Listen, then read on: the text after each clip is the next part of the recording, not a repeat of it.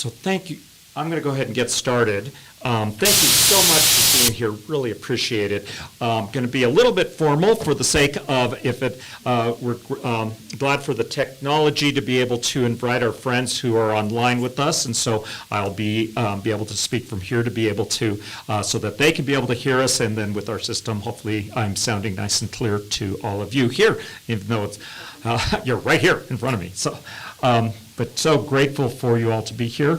Do we know for sure that the folks online are hearing us? Yeah, I can hear. Okay, great, perfect. And so this is, again, thank you so much for taking time out of your days to be here, to be able to be a part of this evening, to experience this.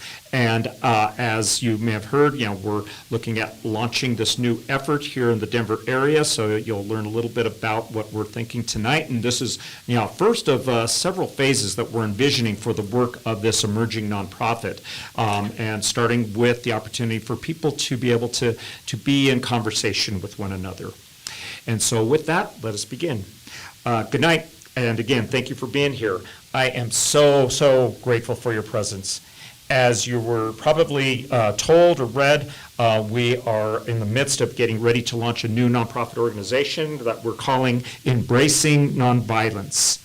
Our vision is to help create a future where we are free from violence in its many forms: political, verbal, physical, racial, societal, economic, emotional, anything that causes divisions and the breakdown of communities, society, government, and democracy.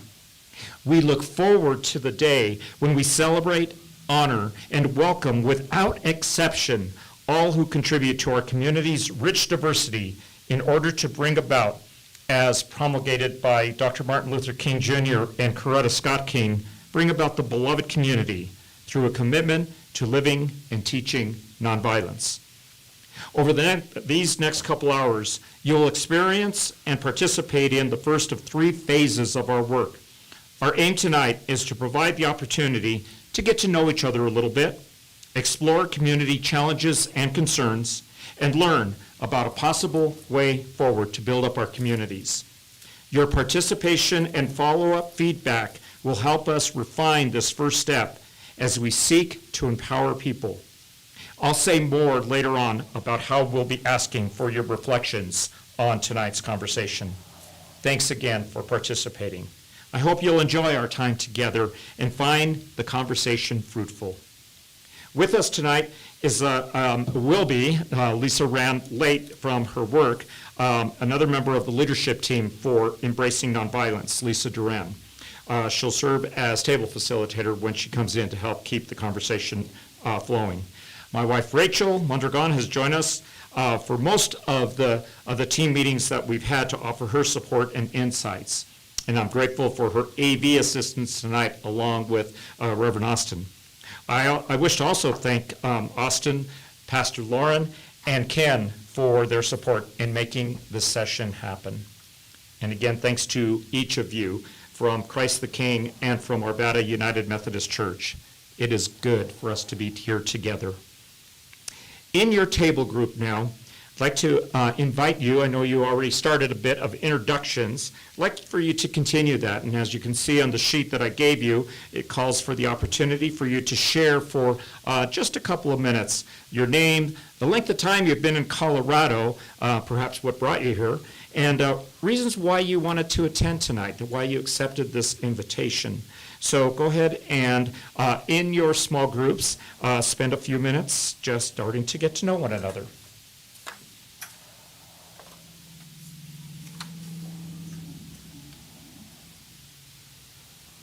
And until Lisa comes, I will take her seat. Oh, welcome, Lisa. Good to be here. Good to see you. I'm Pastor Lauren. I am originally from South Florida. You do, yeah. What's that? I said you do. Moved here to Denver, Colorado. Oh, yeah, no one forgot. And I'm a member of Christ the King Actually, here. the summer was I have been in Colorado my whole life here in the Denver area. My spouse and I moved here after Dad grad was school from because we wanted to Calabosa, my mom in a place that so wasn't too generations in Southern Colorado. and then we wanted, the liberal And class where we could do. what brought me to the session? This desire to, think about and, this effort of. A lot of things we would have no possible about it, and then see. Well, I'm ready to party. But specifically this political season is going to be so much interesting for us.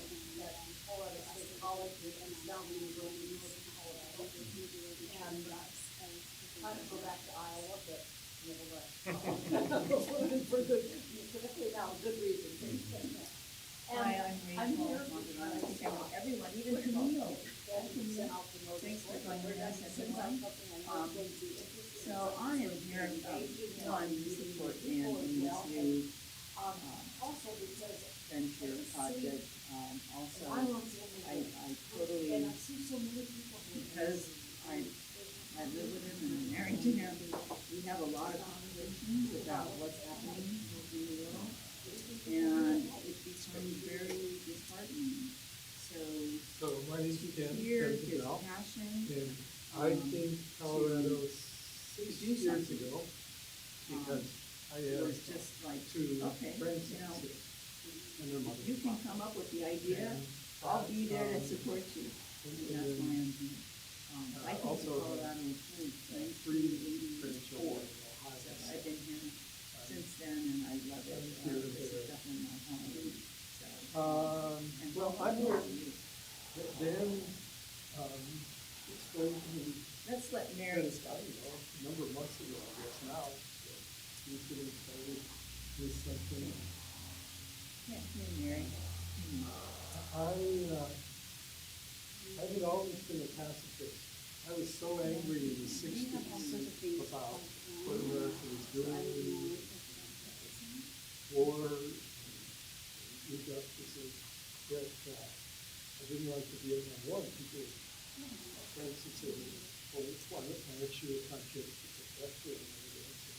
Because I believe in violent overthrows of the state government. Wow. Wow. Put it out there. Today, I'm Sorry, we'll mute ourselves. Anabaptist pacifist. I think that the Mennonites believe that Jesus came to bring nonviolence, that was the focus of his whole ministry, was to bring a message of nonviolence against empire, against people, and nonviolent approach to sharing community. I think I've come a long way.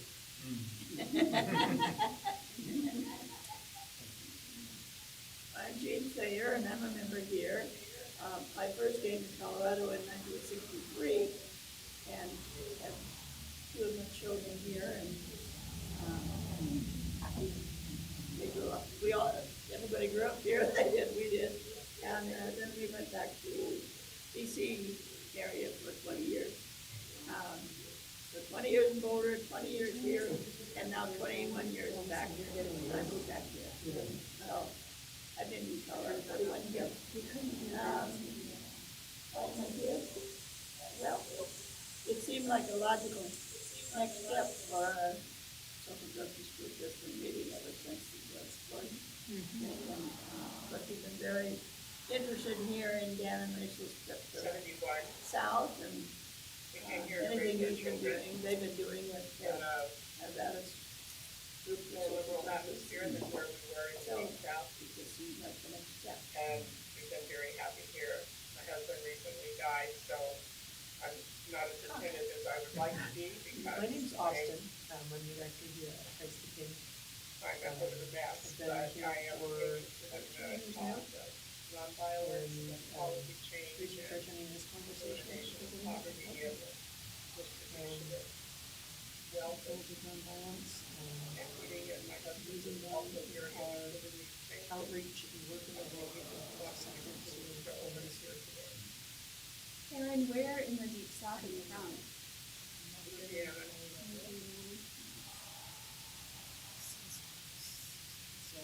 Forever. 6 months. 6 months. Yeah, where you're from again? I'm from Greensboro, North Carolina, and I was, not very far from the Walmart, where there was a dead end. So I went to Duke for graduate school, and so I was in the Raleigh-Durham area for 4 years, and would have stayed forever. And I have hearing aids, so I believe me. I went to graduate school 10 years at Evansville. Oh, that's awesome. I'm trying to be okay if my son goes there, you know, either at Disney or research. Well, when you're not in North Carolina, you're proposed, or all three, they, Exactly. We can love them all. Camille, have you had a chance?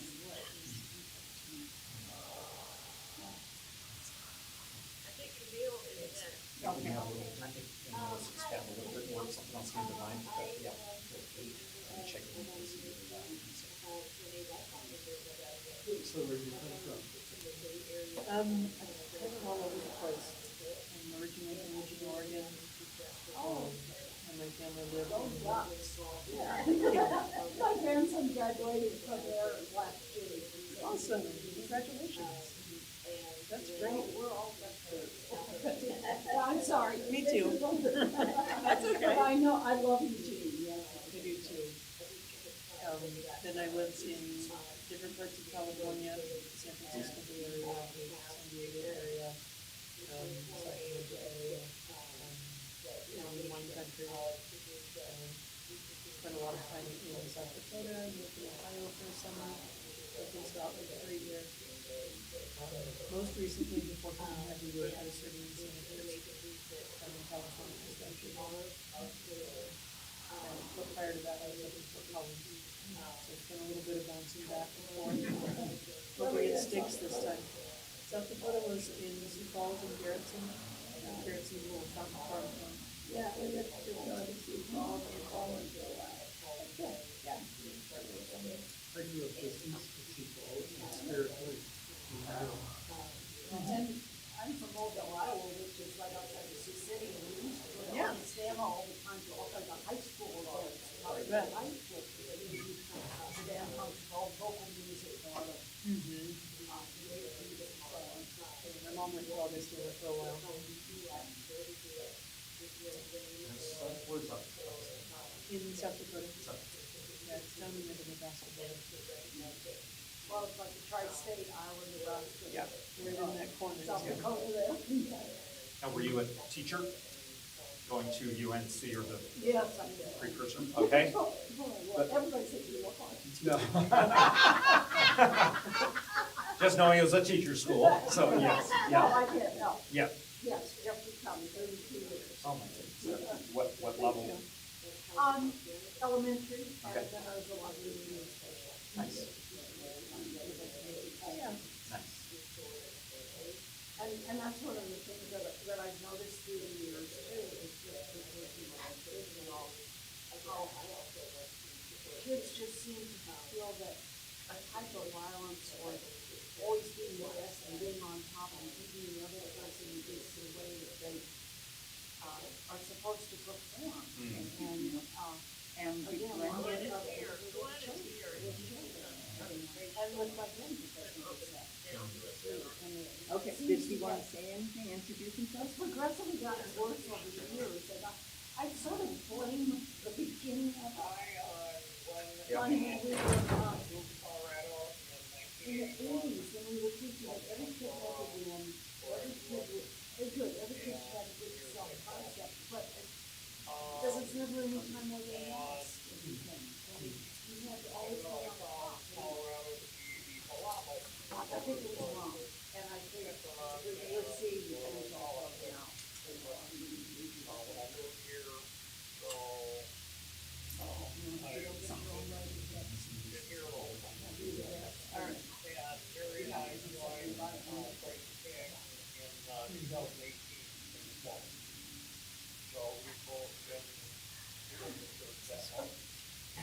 Welcome, Lisa. Thanks, Glenn. Well, welcome to all of you, and I think we're ready for. Okay, very good. So So I am going to, break in. Let me interject for a moment here. And so what I'm going to do now is I'm going to let them say hi. Old friends in the room.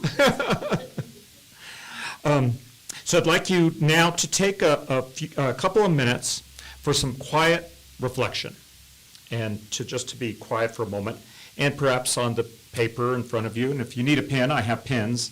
Jot a note at the bottom of the agenda sheet, and think about what and who are important to you and bring you joy in life.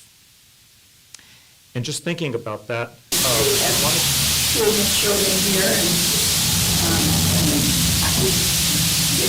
we all, everybody grew up here, we did, and then we went back to. Got it, sorry. No worries. I love it. Who was that sound? It sounded like Jean. So yes, so it's important. I wanted to think about a little bit. Those aspects of what brings you joy in life, what's important to you, what would be hard if something happened to them. But don't want to think about that yet. Just think about on the happy side, the joyful side. What brings you joy in life right now, and who does. So take a couple of minutes of quiet and think about that, and then I'll signal to you when to start visiting with one another and sharing your thoughts.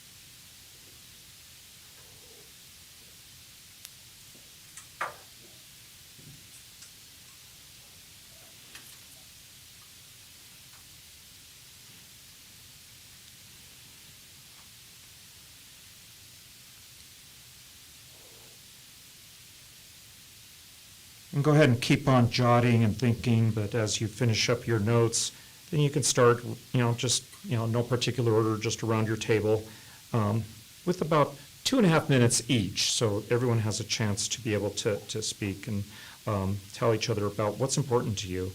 And folks may voice some unique aspects, and you may hear some common themes emerge. Delight in each other's stories. I'll let you know when to move on to the next section. If someone didn't get to introduce themselves in our first time, they can do so now. I also wanted to quickly point out, I forgot to do so before, at the bottom of your agenda sheet, or towards the middle, you'll see agreements for critical conversations. And just a good reminder for us to think about making sure that each person and your group is invited to participate in the conversation. We listen fully to one another, speak from our own experience and knowledge, being cautious about not sharing someone else's story or an opinion not based in fact. We have too much of that going on these days. And now is not the time for debate when we get to later topics. Allow each other to be. And as time allows, you can ask clarifying questions. And so with that, I invite you at your tables to share a little bit of your joys.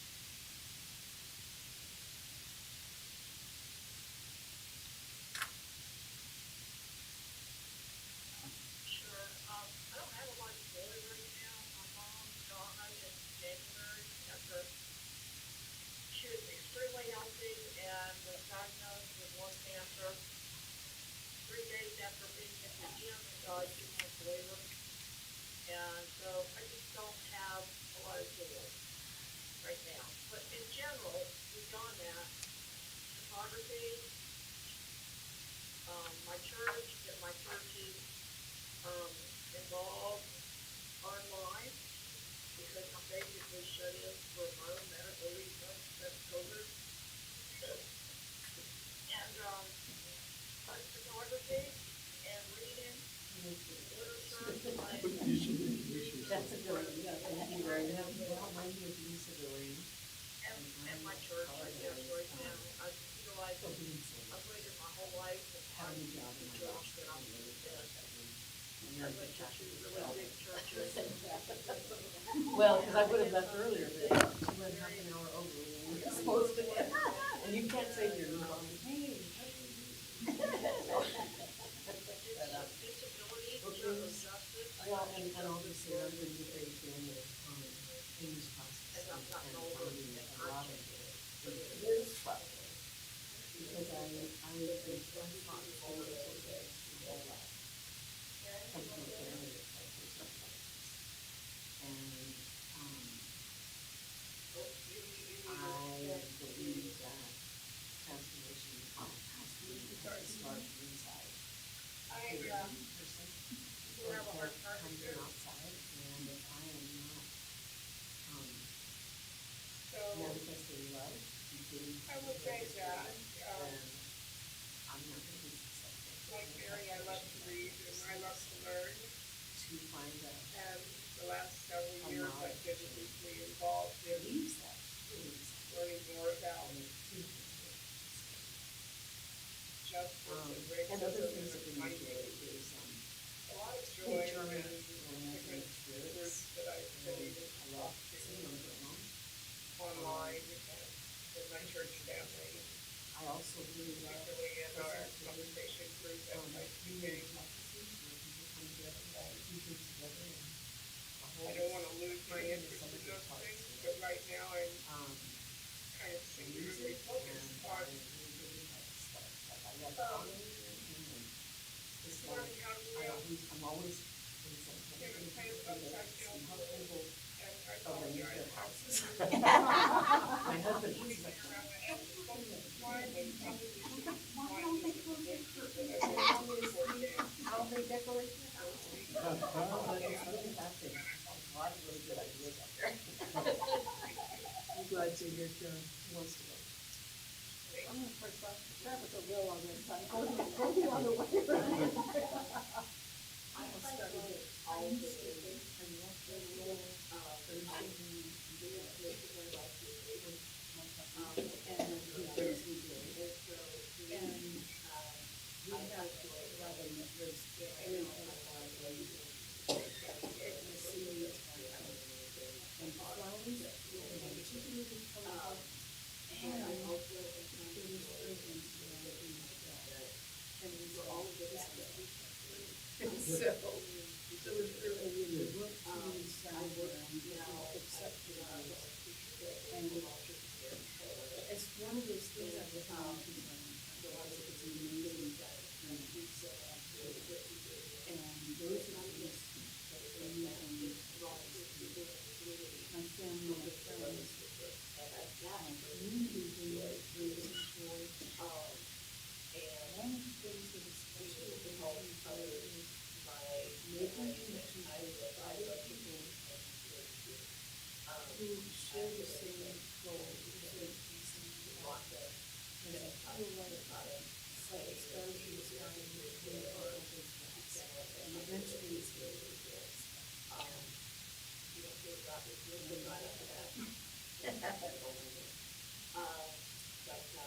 I'm not sure, I'm over my coughing, so. Good night, Skip, come back to me after you. I think I'll start with a story. We lived in Dayton, where our kids graduated, Dayton, Ohio, where our kids graduated from high school. And then the second daughter went off to college, and Thanksgiving of her freshman year at college, she came home, and she was taking an introduction to psychology. And she said, Dad, let's go for a walk. And so we go for a walk. Yeah, I figured out what's wrong with you.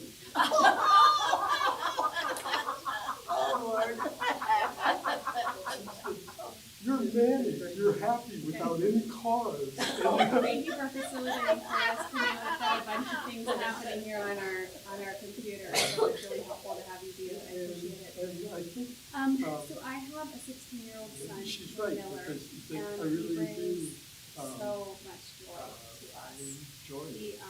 he's just An really awful lot of gifted, and things so and we're very surround me grateful with, for him.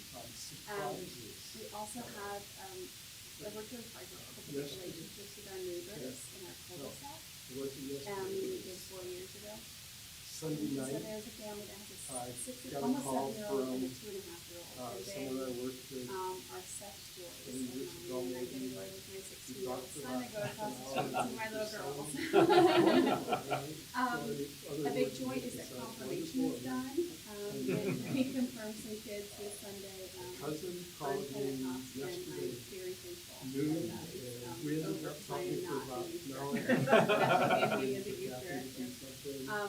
I do love this church and find a lot of joy in serving at Arvada. With Well, the that's leadership quite team, surrounded. and I'm really glad to be here. Okay. But, Let's see. mostly of it is people. At home, I have my wife Jane. I have 3 kids. 2 sons. And in the my area, brother-in-law and lives in our one of basement. them lives with me, and the other one's not in Dallas, and so when we can get My kids all have together, special needs. I'm really blessed. So they're both blessed. Joy and Michelle. I also have a they're grandson very who often lives with me, but right now in Thailand. And They're he also just, all, he started telling me last fall he wanted to go to Thailand, which I thought he was crazy. And lo and behold, he did it in March, things that bring me joy. I love to go play came back volleyball after with a month and said, I'm Explore going my right back. kids. I just came home to do some Love to things, go play make some money, tennis and go with right Eva, back. who's our He's oldest. gone back for 2 They're the months. tennis team this year. He just likes living there. Andy and I will go for long rides in the park and play I tennis. mean, he's only 22. He is the one-on-one. But anyway, That's watching the him way he is able to lead a explore different life than I've ever known difficult questions. is joyful. He's on the autism spectrum, and I think He's just, got just straight on his going for a own. walk with my friends, working in the yard, it gives him the space to getting together. explore. We have a group that gets together every other His Saturday world, night, his feelings, that are his mostly from this this stuff church. that he's not allowed the Episcopal to Church in Golden. talk about or do in the world. And we just have Get a those Bible study and those feelings and then we eat and laugh, actions have out. a glass of wine, and it's just, in an and, you imaginary know, world. we've had people get sick, you know, great cancers die, you know, so it's, we've gone through all the struggles of life together for the last 50 Luke years. is just Some of turned them have 14, 30 years, and so will turn it's 16 this it's summer, and just he was 17. The chance to share with people and be part of their So lives. we have intern, freshman, junior, and senior. Just my children, I think.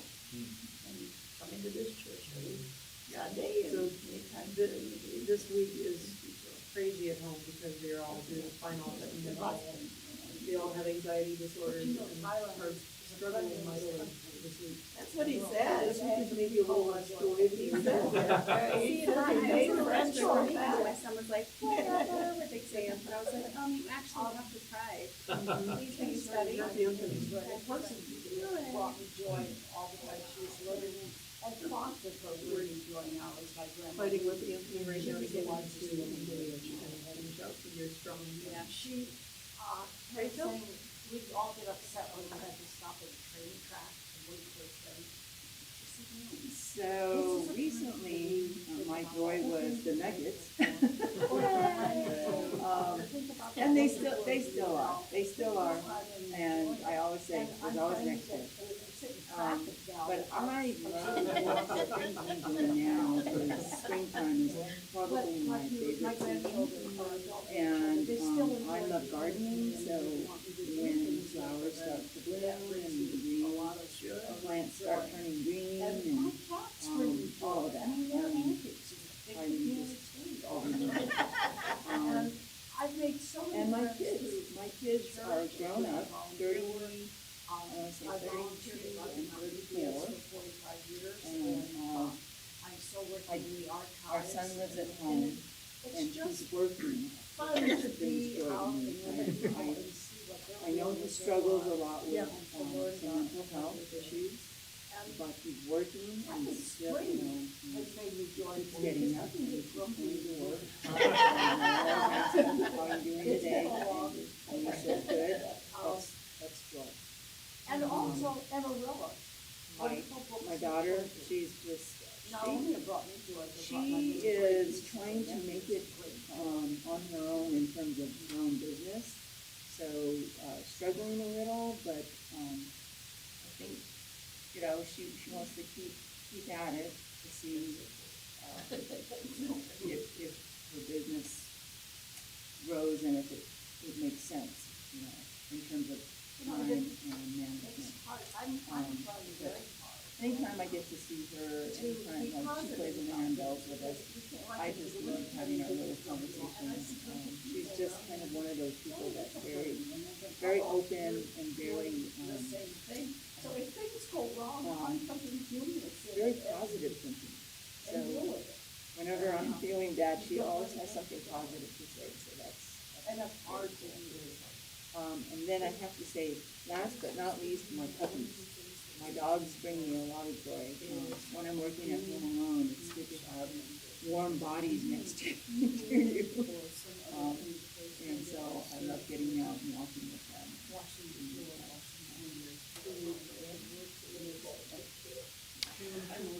I am going to bring us back together as a whole group for some time here.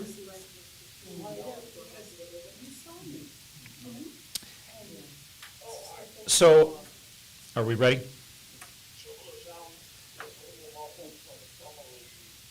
Oh, I think we have one more sharing going on. Stretch it out. They're almost ending this, thank you to them, or thanks for doing such a good job, thanks for doing it. It's like, no one really says that.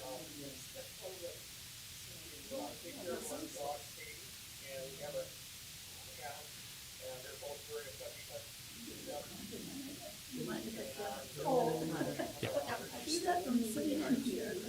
Yes. When you raise that, I've been trying to do that discipline more, I see you. And, you know, it's amazing to me when there's, babies and parents who are fussing.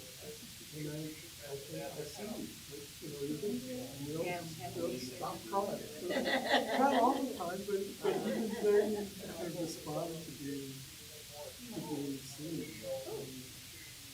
And I was, not too long ago, there's a man who stands in front of the home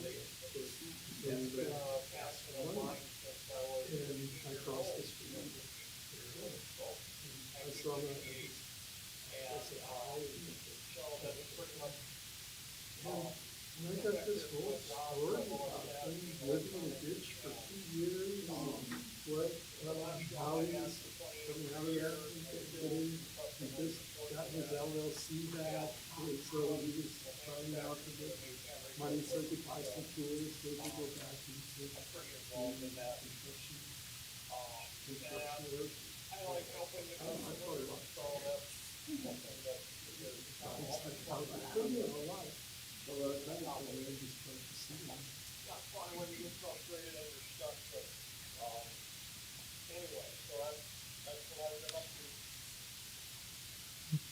And so do I,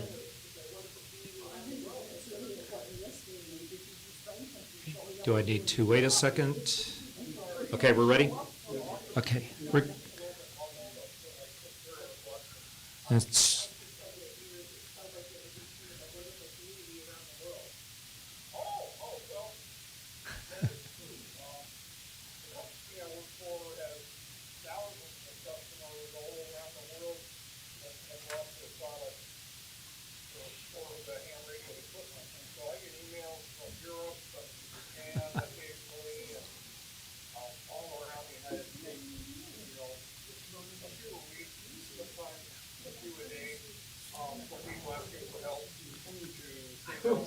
You know, what does she do?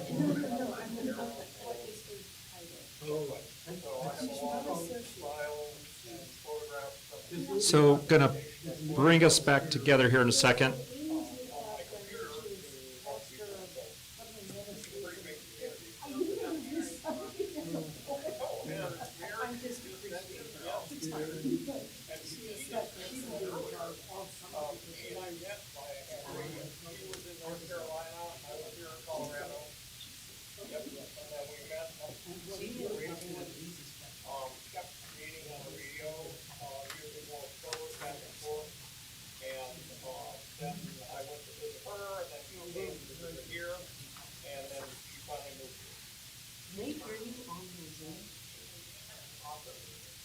Okay, I think if you could, you have the camera back on me, and we're all back together for a little bit here.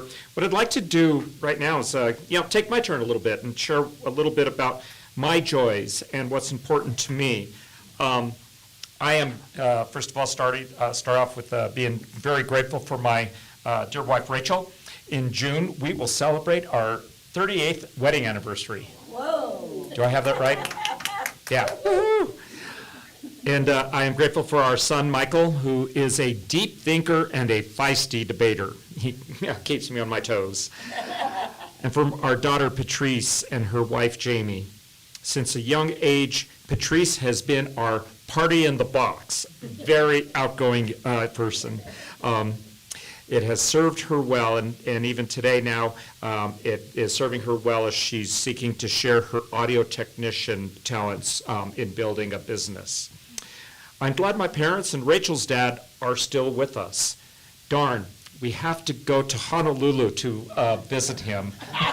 Darn. Such a tough place to have to go to see the in-law. We've had a stable home here in Arvada since 1990 and was only tempted to sell once. I love where we're at, and I'm grateful for Rachel's vision to improve the place inside the house and in her beautiful gardens, and I'm her Sherpa. These are some of the people and things that bring me joy. There are more. When I think about what's important to me, I have concerns. Over the past number of years, troubling events have occurred.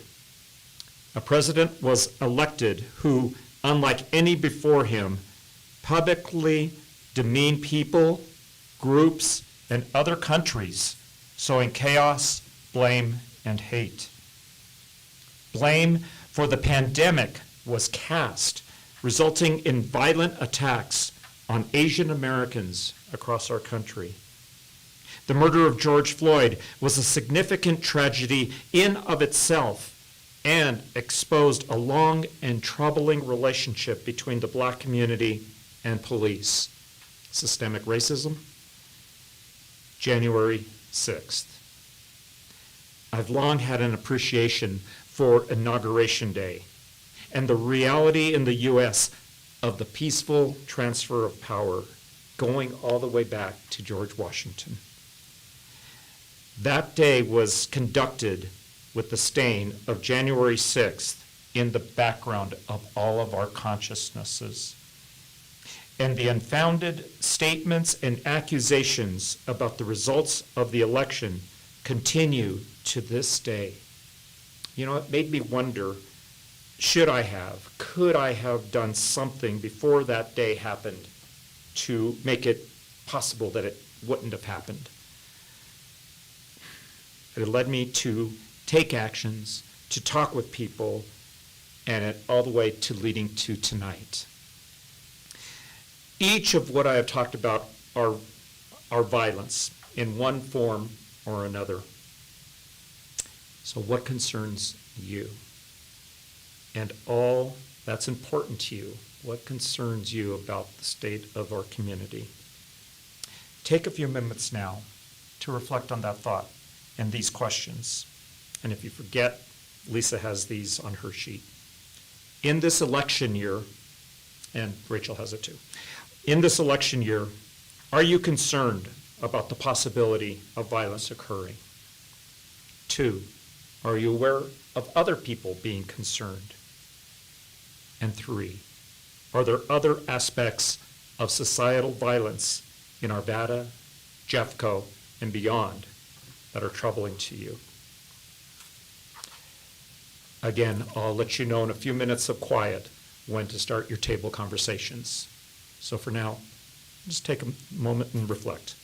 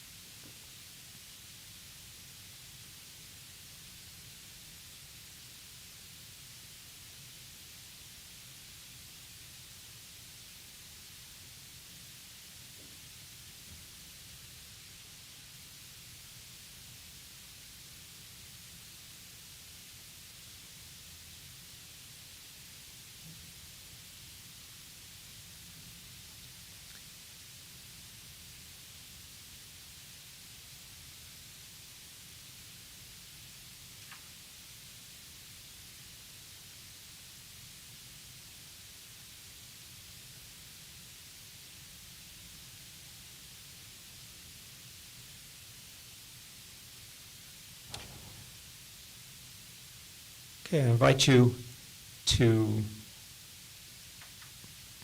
converse with one another, remembering to listen well to one another and keep your thoughts succinct and let the flow of the conversation flow.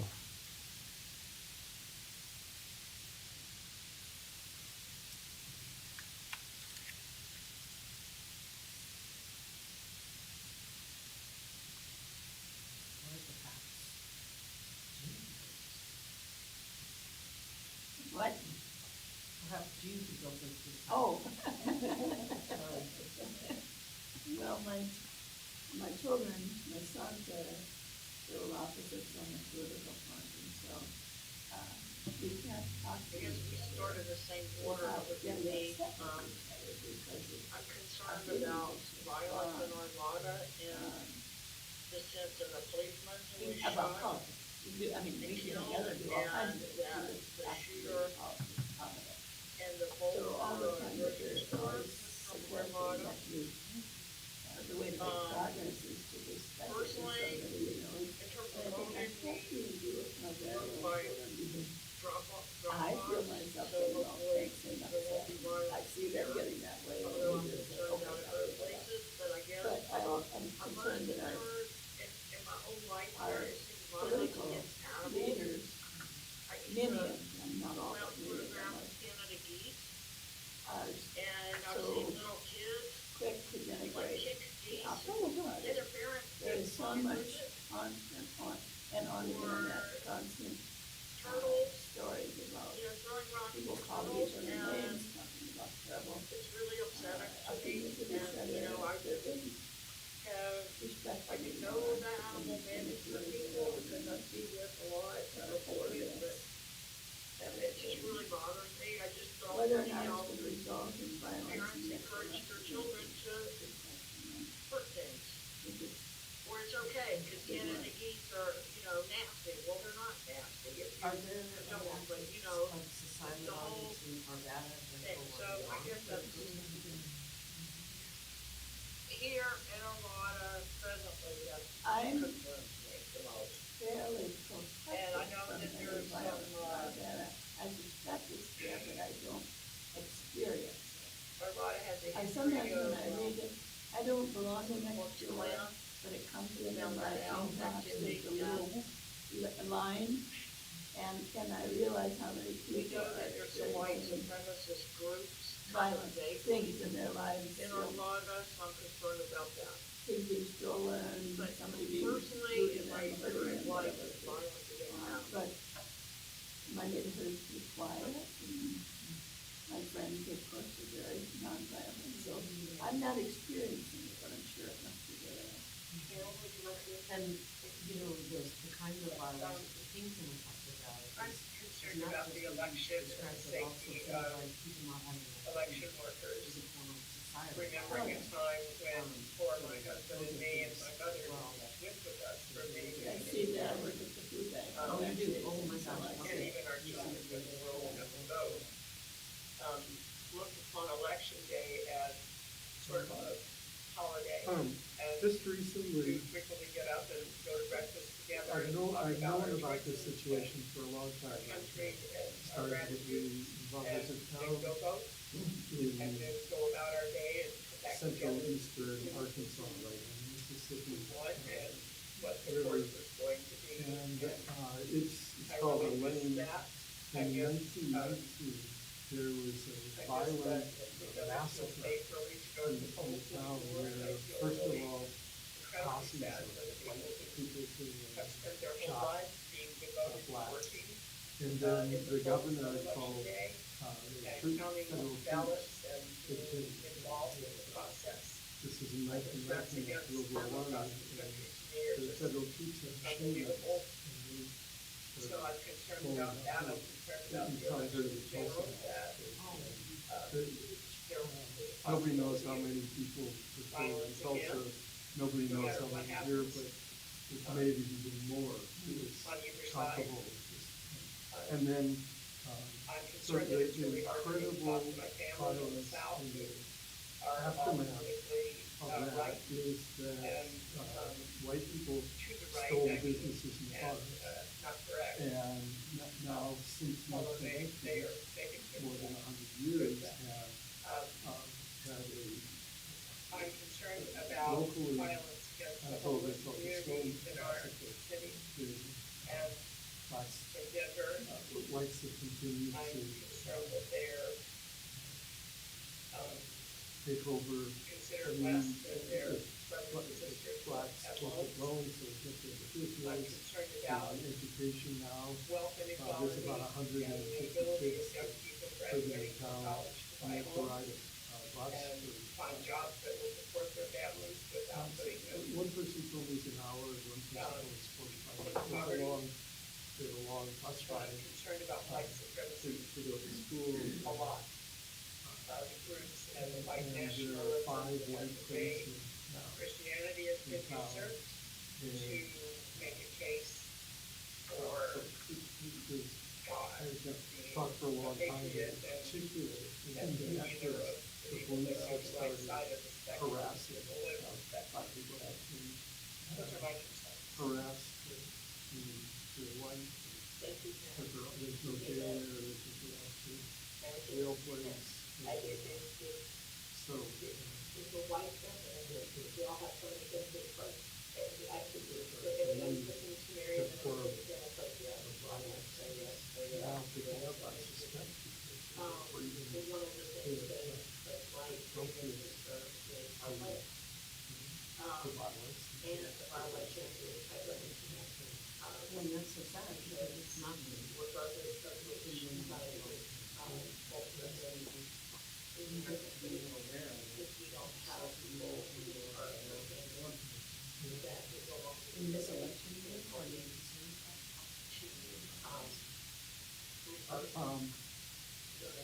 Actually, I just expect violence. My concern is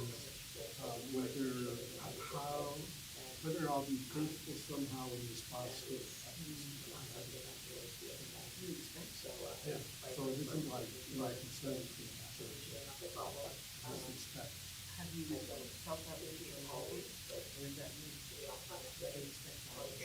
I mean, I expect violence in this particular political environment. That if Trump is president, he's going to begin a program of violence. If he's not president, he's going to begin a program of violence. So, and so, like that's been, I was in prison, I was doing a program in prison for youth prison in North Philadelphia, and violence broke out there. Prison riot. And I responded well to that.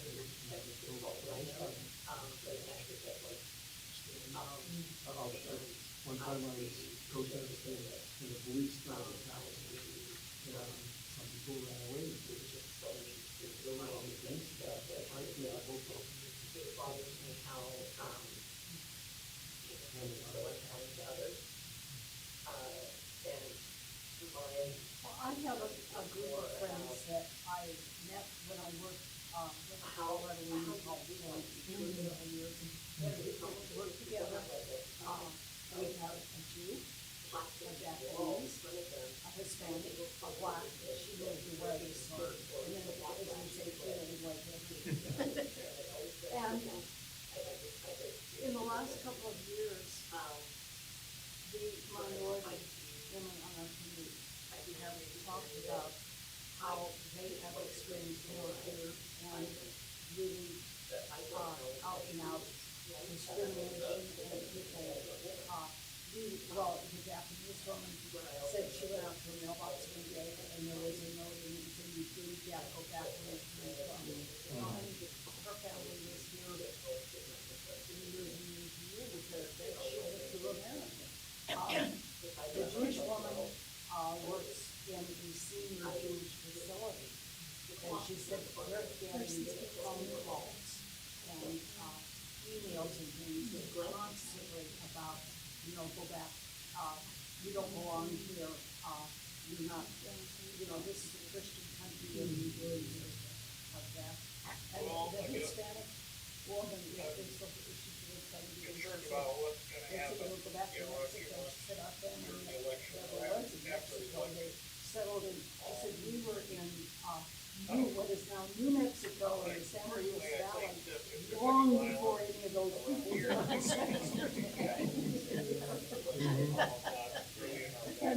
and she tells them. But, no, and we talk about this when we try to get together every 6 weeks or so, and, they're all, and experiencing a fear, like, my young husband said, when she goes into a grocery store, she's on the alert, just to see who's there, and what aisle she should be going down, and when's not, because of just the way people react to her or look at her. And then, about the election, I really fear that there is going to be violence. I agree with Kim on it, that there will be chaos created, no matter what happens, and I have like a real fear of what's going to happen at polling places, and on my heart, and who are brave enough to be election judges and poll officers, they're all very I rarely wear a collar, but I do for I have friends in who County. And, are very fearful of on what election is day going to 4 happen. years ago, wore my collar. Where our country's going to go after November 11th. And they don't want to go anywhere now, they want to save all their money, they're planning on all kinds of things that they do Not that I was to trying to protect do themselves. something, but They for go for campaign and non-violence, to be present and I'm be going to because say they're they positive don't have enough other things to do, or they aren't out among a semblance of God. positive things to follow enough. But, it's like it's a fear that, And I, no one's going to take care of them. for me, because I have, a wife and I have And when I a say take care of them, you son, care about 2 months on his first birthday. And, he looks at colleges and thinks well, campus, and I'm like, I don't think they'll accept your birth certificate, everybody.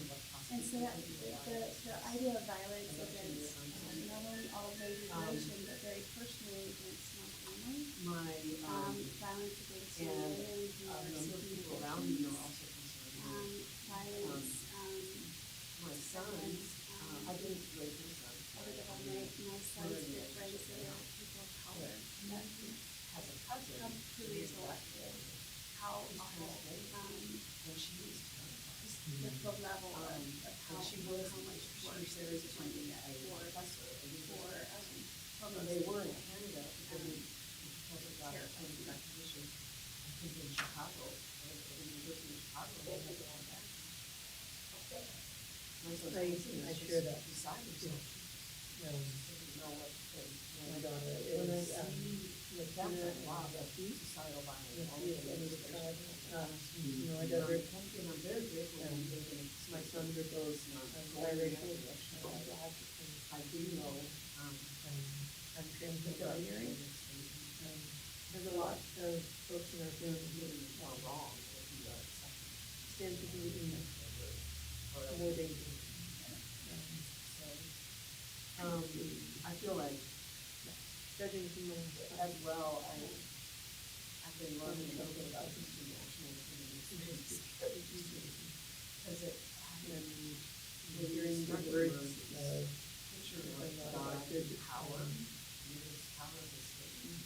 That's called passion. the threat of violence is already here. And It's almost I like just it's feel, a given. I just like feel, those things. Yeah. feel yeah, and I have to say, because I don't. So, yeah, I do have a lot of concern about the election.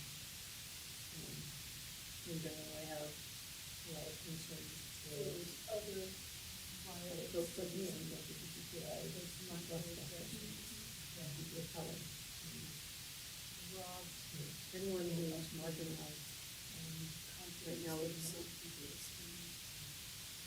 in a place of safety. health sense himself. The health doesn't seem particularly safe right now. My granddaughter's mother and my granddaughter were in private school. Yeah, thanks. There was an employee passing out stickers to the kids, and she started to walk away, and, my Yeah, all of that. granddaughter's All mother of that. said, I recently, so I used to be a huge Twitter person, constantly getting my news and, following the nuggets and whatever. And I made the decision last Saturday, no more, no more, got rid of it. and she's being Because it was just getting really bad. And, there's only so much you can, so many times you can ignore, the hate, ignore the raunchiness of it. And that's, okay, this is not good for your health. But, for me, response to but I feel that, I feel like I'm in constant danger. Because I'm Asian. So, believe it or not, I still, when I ride the train, I try to find a seat that's right here, all by itself. And I'm And I sitting invisible kind of anyway. keep my head down. The voice is Constantly. I think I can do Get off the train, get to work, and I I'm try fine. to. You're like, The other okay, problem is I'm in sick. is the Get back on the train, I'm back in that, that it's And everyone that's at risk. it's As just, the mental matters. it's very uncomfortable, it's very, I do just the thought of the election and Yeah. more people of color that being one who the targeted. president that has called for violence. I see everyone reviews for words, you just don't know. Yeah, It's so, gonna happen, and that's about we need it. something, That was a new. we need something to remind myself that we don't understand the factors. yeah, I have to be careful, but I'm also, So I I do have my safe places, and I have to learn where those places are, who the people because there is such strong convictions that before, they're. But we shouldn't have to have that. It should just be safe. exactly. But in terms of the election too, I'm concerned about our education, because our education is being attacked. And it's like, it just doesn't stop. So, yeah, it begins with our little ones, you wanna protect them, but then all this stuff is just seeping into, I'm sure their little heads, families,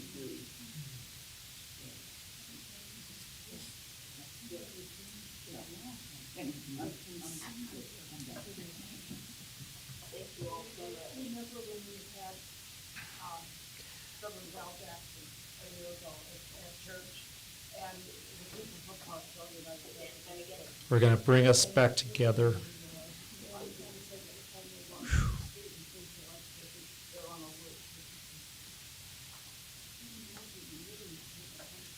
So listened in a bit, and definitely I think we can all agree at times the difficulties and the challenges in our communities, what we're facing can seem overwhelming.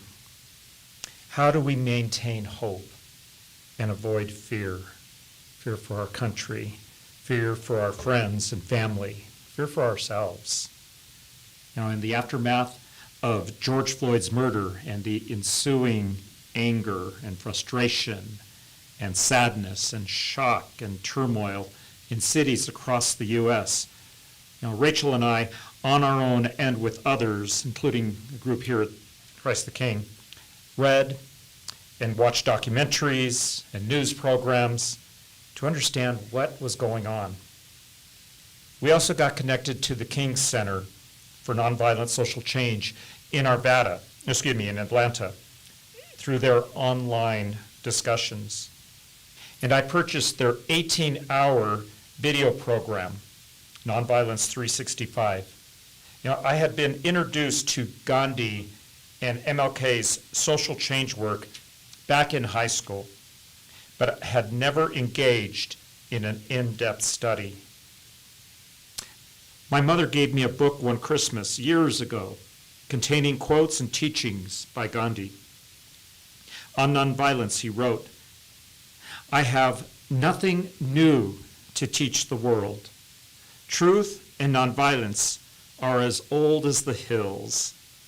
Those who believe in the simple truths I have laid down can propagate them only by living them. I have not a shadow of a doubt that any man or woman can achieve what I have if only he or she would make the same effort and cultivate the same hope and faith." Gandhi and King inspired me to ask myself if there was something we could be doing now. And so here we are. And just as we hear on airplanes that we must put on our oxygen mask before we can help someone else, so must we attend to our well-being. The King Center, founded by Coretta Scott King after MLK's assassination, and until and all the way to today, teaches Martin Luther King Jr.'s philosophy of nonviolence and the steps for utilization thereof. On the back of your agenda sheets, you will find the teachings. I'd like to briefly introduce them now. You may have seen these before, maybe not, but I'd like to go through them and comment a little bit on each of What about these. the folks online? Do they get I sent it to them, so hopefully they did see the email with the agenda that I sent out this afternoon. I'll read through them, and so if they don't have in front of them, there are 6 principles that came out of Martin Luther King's first book, Stride Towards Freedom. Principle 1, nonviolence is a way of life for courageous people. It is sometimes said that, oh, nonviolence, that's for sissies. You know, that's not really what, strong people do. That's farthest from the truth, for it takes great strength to not act violently or react violently. Principle 2, nonviolence seeks to win friendship and understanding. This is a challenging one, isn't it? How often we think of the opponent and we think we want to crush him. And that is often the case, especially these days in Washington, of if someone wears that other letter behind their name, they're the enemy, and I'm going to crush them. Instead of going, wait a minute, is there something that I am not understanding about where they're at that I need to understand, that we can be friends? Principle 3, nonviolence seeks to defeat injustice, not people. Now that's another interesting one, because for me, I've often thought about the fact that we have a God-given ability to choose. We have the ability to choose life and good. We have the ability to choose power and hate and darkness. And so, doesn't that mean that each one of us is the seat of any injustices that are in the world? So to think that, whoa, wait a minute, maybe there are influences, there is all of us damaged in one way or another that are influenced by negativeness in the environment that makes us perpetrators of darkness, but also victims of it. And so if we have that opportunity to think about how can we point out an injustice, is there an opportunity to change someone? Can we have that opportunity to bring people to a new way of seeing and of being? So nonviolence seeks to defeat the injustice, not the people. At the King Center, saw a couple of great videos, stories of the interaction between, one of them was between a former Ku Klux Klaner who committed crimes, was arrested, was in prison, was out on parole, and ended up, after several parole officers, having an African-American parole officer. And the way that she treated him and her dignity that she did her job with inspired him and caused him to change his mind and realized how wrong he had been in his previous life. Principle 4, nonviolence holds that suffering can educate and transform. Willingness to be able to suffer. We know that story, don't we? That there is power in being willing to give oneself for those we love. Principle 5, nonviolence chooses love instead of hate. And it's a specific, intentional commitment to choose love. And principle 6, nonviolence believes that the universe is on the side of justice. We sense that there is purpose, there's goodness in the creation, that it was created, intended with goodness, with justice. For people who believe, we know that it is from the source of the Creator that is goodness and justice is imbued, and that we are co-creators with bending the arc towards justice. For those that have a faith other than a religious faith, there's still a sense, I do believe, in all of us in the goodness of one another and a desire to live at peace with one another. From those 6 principles flows then 6 steps of nonviolent change, not sequential steps so much as a dance amongst them. Starting with, yes, understanding if there's a sense that something is wrong, then it does take time to do the information gathering, to identify what is it that is going on, and to not make assumptions, but to find out the truth of a matter. And from that investigation, to be able to then educate not only people who are on your side, but the people who are on the opposition. And perhaps there's something that they didn't realize and have the opportunity to see something new in a new light and come to a new place together by educating one another. And it's interesting, the 3rd step of personal commitment, that at that point, after information gathering and education, which can flow back and forth as you inform and educate people, might find new information that needs to be gathered, and then to take a moment, a pause, and say, I need to go back to the principles. And am I committed to remaining nonviolent and seeking understanding, seeking friendship, choosing love before the next step, which is negotiation and discussion, and entering into a conversation with another in which there is an injustice or a conflict, and seeking to put forth thoughts, ideas, negotiation points to be able to come to resolution, and hopefully, because of the prior steps, that there is that opportunity to find a place to move forward.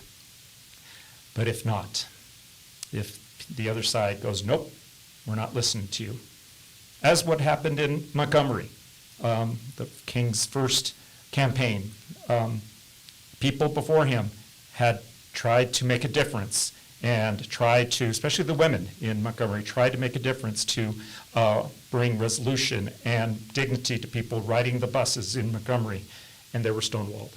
And so the time came on that fateful day in 1955 when Rosa would not get up from her seat. They said, now's the time for direct action that we need to apply. And I love that term that's in this here.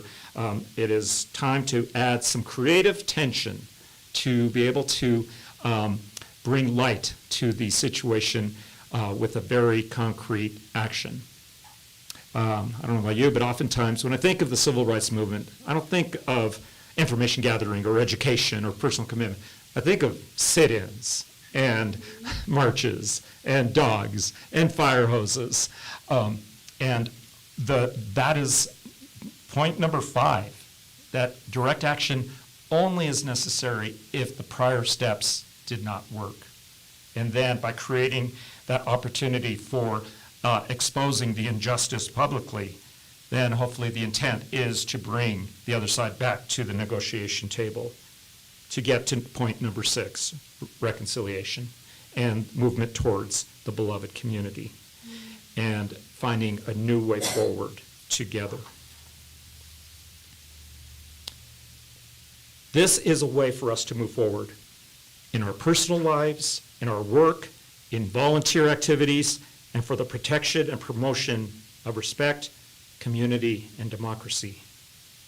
Now, we don't have time tonight to explore more of King's philosophy, including the triple evils in the beloved community, but on your sheet you have that URL. So if you want to look at that website, you can see a whole page of the full articulation of the Kingian philosophy. King called for his followers to adopt nonviolence as a love-centered way of life. King used a Greek word that I think we're familiar with, agape, to talk about love. In Stride Towards Freedom, his first book, detailing the unfolding of the bus boycott in Montgomery and King's first involvement in social change and civil rights, he wrote, "Love, agape, is the only cement that can hold this broken community together. When I am commanded to love, I am commanded to restore community, to resist injustice, and to meet the needs of my brothers, siblings."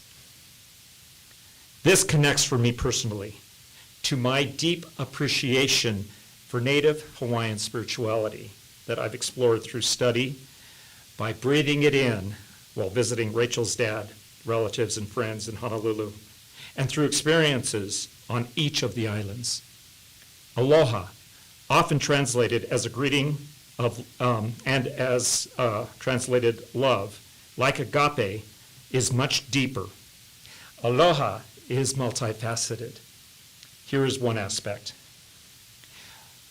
Much like the scent of a flower, aloha emanates from the heart. Those who are centered in aloha cannot help but shower unending love and beauty on the world. So hold up that notion and hold up Gandhi and King's nonviolence philosophy and practice and bring them together. This is our call. This is our invitation to be strong enough to strive for the beloved community. From all that I've just been talking about, here in the big group, all of us together online and in the room, I'd love to hear what is in your mind and heart right now.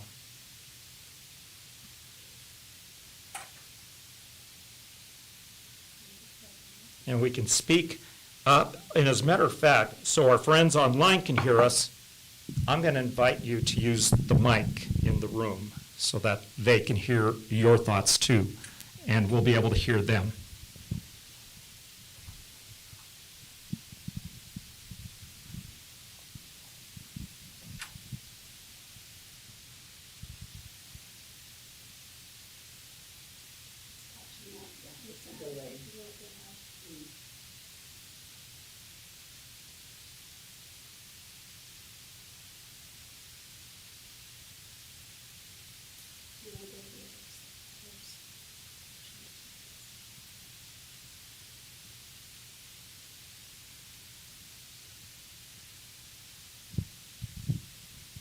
So any thoughts online or in the room?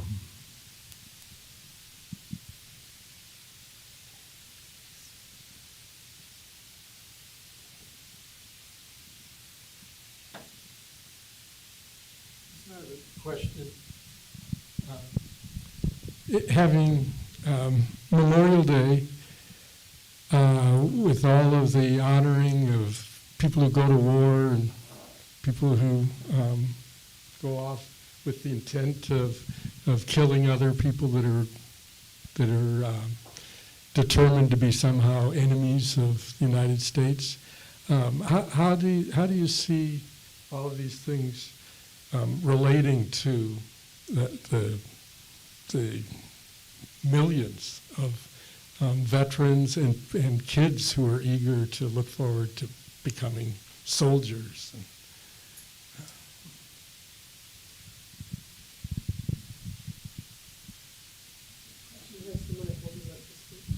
Okay. We'll hold on to that question, if anyone has any thoughts about that. I'm sorry, was there someone? Yeah, I just have to look at it, because so you hear this question.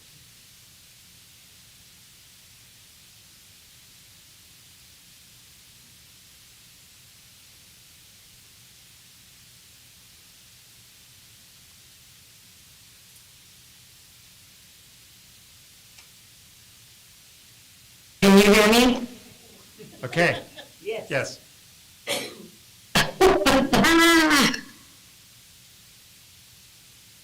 Should I go ahead, or are we going to wait for a response for Ken's question? No, go ahead and go. Okay, thank you. Thanks, Austin. Hi, I'm Camille, and I would just, everything that Dan brought up regarding all the principles as well as the steps, in my mind, really goes to the heart of who we are as progressive Christians, and as, I guess, in my mind, followers of Jesus. Regardless of whether or not we all believe the same way, we need to learn the steps of how to be community together. And Dr. King's heart is exactly where I would love to see our community be. I'd like to think that we are as going in the right direction. For every time we see things on the news or read things online that are negative, I hear other stories and see other people fighting what I guess would be called the good fight. I'd like to believe that we can get to the space of living in beloved community, but we need to do it one person at a time. We can't change hearts and souls and minds in huge groups. It has to be in small groups like what we have going tonight, and move forward from that. And Ken, I don't know the answer to your question about the military, but all I can say is for all of the military people that I've ever known, most of them actually mostly believe in Dr. King's philosophies. They're just trying to protect their loved ones in their country. So.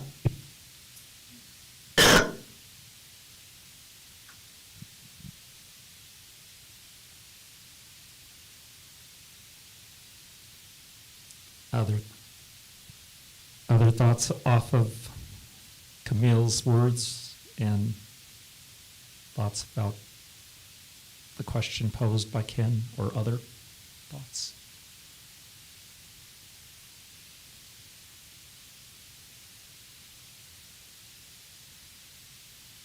A lot to process.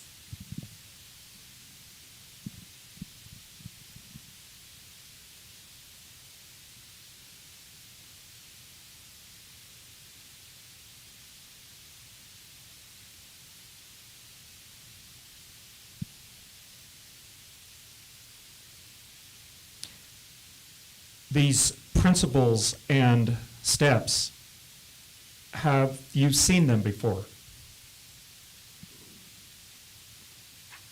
I see lots of heads nodding yes.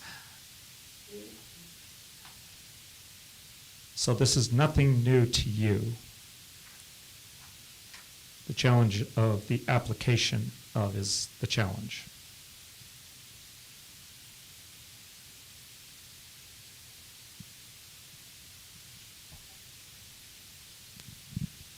This is Pastor Lauren.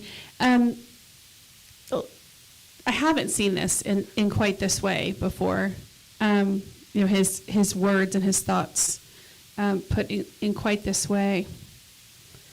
And I do think about, how we do this as the church, and particularly with with an upcoming election.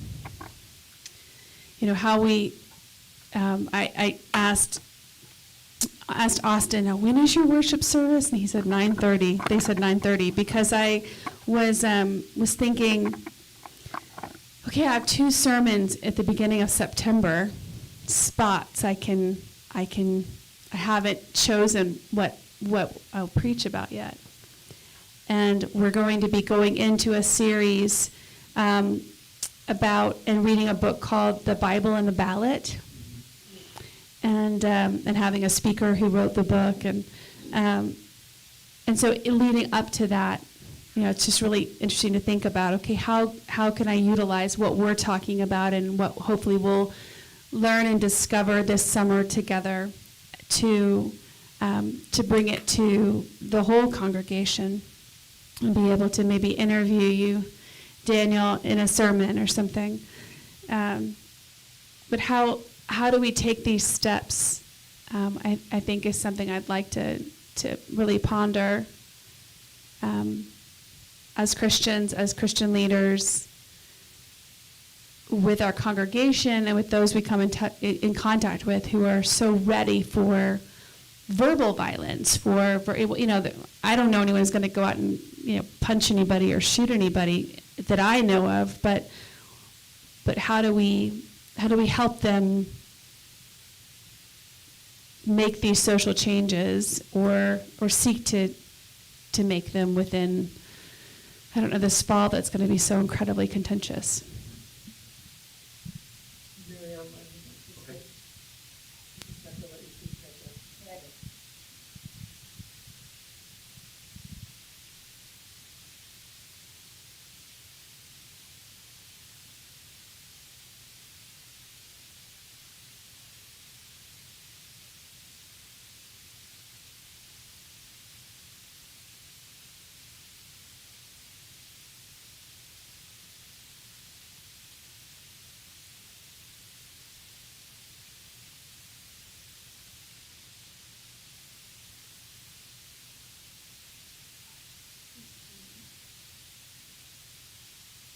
Go ahead, Mary.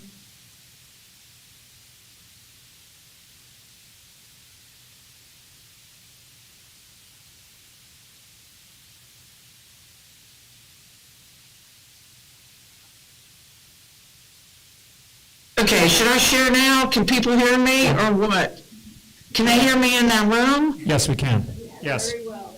Okay, in thinking about Ken's question, it made me think of a priest I knew in West Virginia and then North Carolina, Jim Lewis, who was a chaplain to the military during Vietnam, and just his stories about why he did that. And that he felt he needed to be there for other people in Vietnam. So I thought about that, and I also think I read Thomas Merton's book on nonviolent resistance, and it was important to me because it was about resistance, not just being nonviolent, but being able to be non-resistant. I mean, to be able to resist bad things, and mostly about World War II. And then there's a book, Lest Innocent Blood Be Shed, which was about a town that did not cooperate with the Nazis.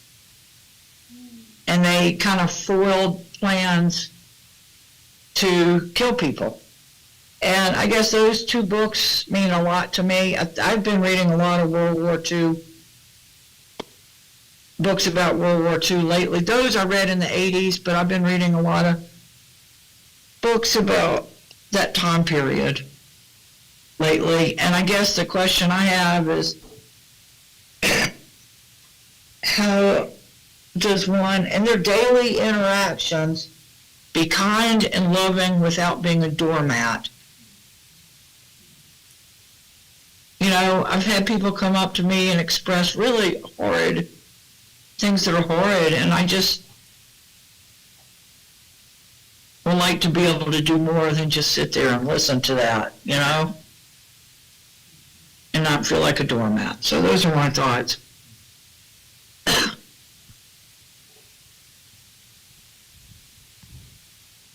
Can everyone hear me? Or do I have to wait for a second?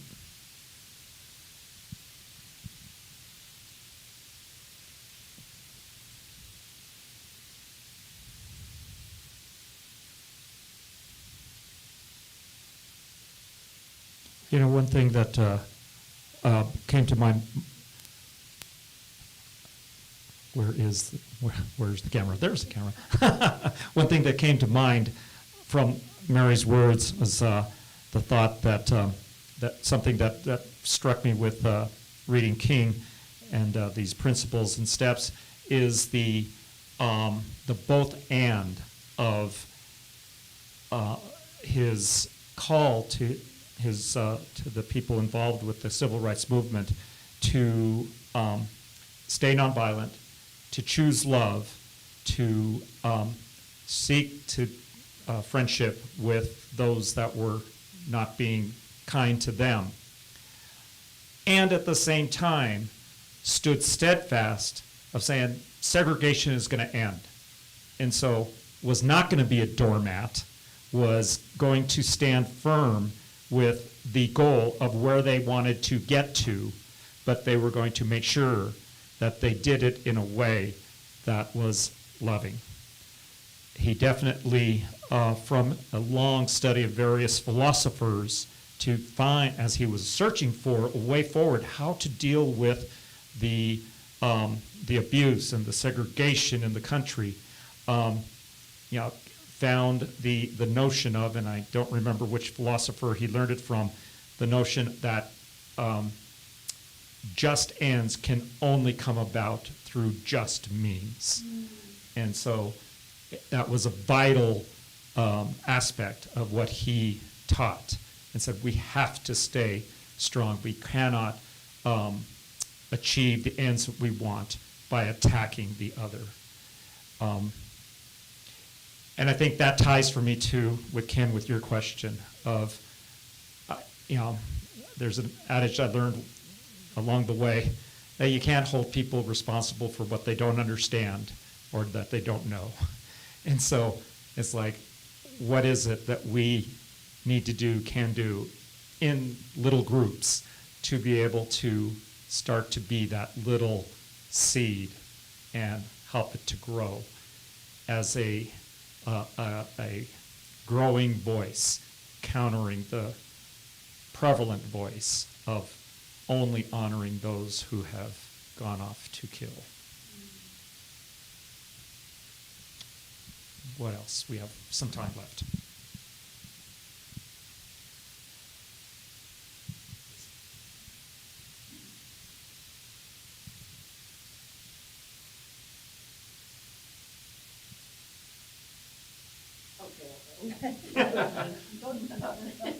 Hey, stand right here. You get that camera. And face that camera over there. All right, I just want to ask a question because Ken brought up the question about Memorial Day and how many people have gone off to war, and we've celebrated that, or certainly always said thank you for your service. It seems to me, where I'm at right now, that it's easy for me to say I want to embrace nonviolence in the political situation we're in this country. If I were living in Ukraine, I don't think I would say I would embrace nonviolence. So I think your circumstances might make one person choose two different paths depending on the circumstances. That's what I think. I just want to, I would like to explore that. Okay, in front of the camera there. So. Sorry. Okay. For our friends, it's service to our friends online. No, it's just that my thoughts are half formed. Well,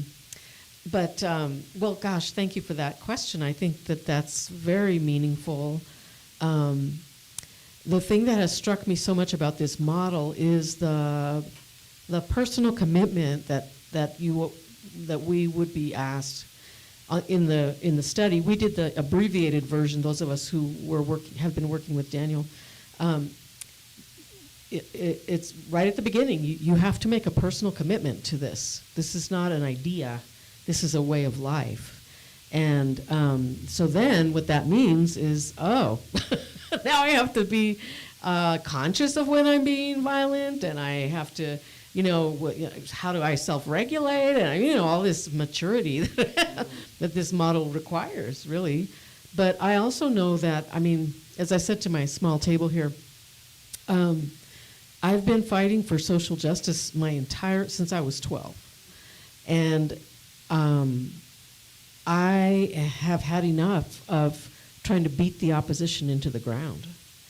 I don't think any change has ever come about from the kind, do you win your policy?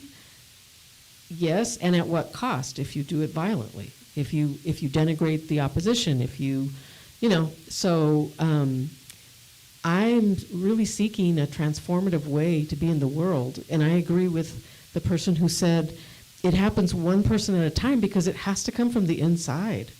I used to think we could just impose, change on systems. I was very into it. I knew exactly what we all needed to do, all the systems, how they needed to change. But I don't care how beautiful the law is if the person who's implementing it doesn't have a pure heart. And I don't mean that in a rigid puritanical way. I mean a heart for love and justice. Then the best written law is going to be a travesty. So this is very rambly, but those are my thoughts right now.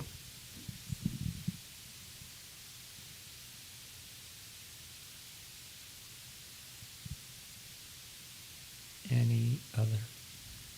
What's the next step? For us. Thank you. I will go ahead and use this. To answer that, first of all, what I'm not going to do, following on Lisa, I am not going to ask you to make a commitment tonight to absolutely 100% choose nonviolence as a way of life at this moment. I wonder, though, if there is the opportunity to invite you to some next steps if you feel a desire to continue to ponder and wonder, is there an opportunity for us to begin to start to build something that can grow? And there are some ways that that could happen. First of all, let me quickly say, I am going to send out a email to you, maybe tonight, probably tomorrow, that will have some reflection questions for you to give me some feedback on this evening, so that I have your thoughts about what you experienced tonight, suggestions that you would have for us, insights that came to you tonight, and we'll welcome that. As you are pondering the questions and your answers to what I sent to you, I would, and there'll be a question about the possibility of, if you're feeling at all a desire to continue a conversation with this group in 2 weeks, on Tuesday night the 4th, to be able to learn more about the creation of the beloved community and perhaps offer some more information and perhaps involvement with the creation of our emerging nonprofit, Embracing Nonviolence. So that could be one thing that you can respond to and say, yes, I'd love to come back for a continuation of the conversation. Second, it could be that you would be interested. We've alluded to the program, the full program that I picked up from the King Center, an 18-hour program. Lisa just mentioned there's another program, a shorter version, 3 to 5 hours of study. That's like a created program. You do it online in modules called Nonviolence 365 Workplace Edition. So they have in mind for people in their workplace, but it's also applicable for using these principles on the home front. It provides guidance for living nonviolence. And so that could be a piece that, if you're interested in taking a look at that program, that I can make that available. And then think about others who you know who would go, I know some people who would be really interested in a conversation like what we had tonight, and to think about than engaging in nonviolent training. And so would love to have you also share with me thoughts about others who we could invite to a session to be able to come and do basically what we've done here tonight. So I'll send that email to you, can provide your feedback, and then we'll go from there. And any questions, any input that you would like about embracing nonviolence, this nonprofit we're getting off the ground, definitely we can discuss one-on-one about that. I have to go to our ad council meeting, sorry. Bye. So, actually, we're about wrapping up, so it's okay. So, before I do officially wrap up, is there any comments, questions, thoughts from anyone online or here in the room? Yes. A thought occurred to me that it's completely outside the box, I think. Oh, I'm sorry. Yes, so that the folks can hear you. A thought occurred to me that I think is completely outside the Real box. close to you. That is violence, prejudice, fear, hate, an addiction, or a sickness. If so, we can treat that with compassion. And that should be able to change our whole way of being with people. That's just a wondering. Say that again. What is it?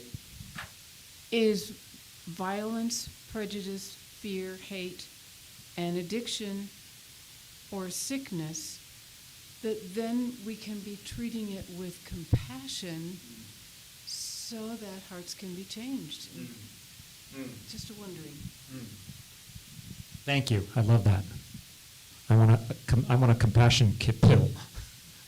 There is no such quick fix, is there? So that is a daily commitment to being compassionate. What'd you say, Betty? I just told you there was a lot to think about. Yes. Yes. Yeah. Anything else from anyone online?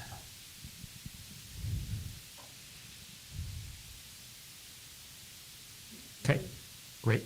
All right. Well, just again, thank you so much for being here tonight. We'll be around if you want to have any conversation before you head out the door.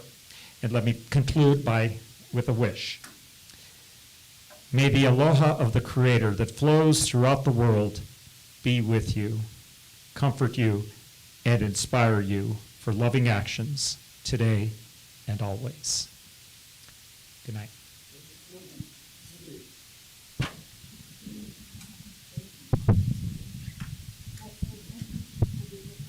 Yay, tech team. Good night. That's an interesting legal question. Recently I read a book that was describing how now they can look at people's brains and see how they respond to people telling them white people, and that they can identify this person carries racial prejudice because they look at it as brain. Thank you, Austin. So Thank then you, Austin. legal question. Absolutely. Thanks. Okay, so the Thank you police for your officer representation tonight. 25 times.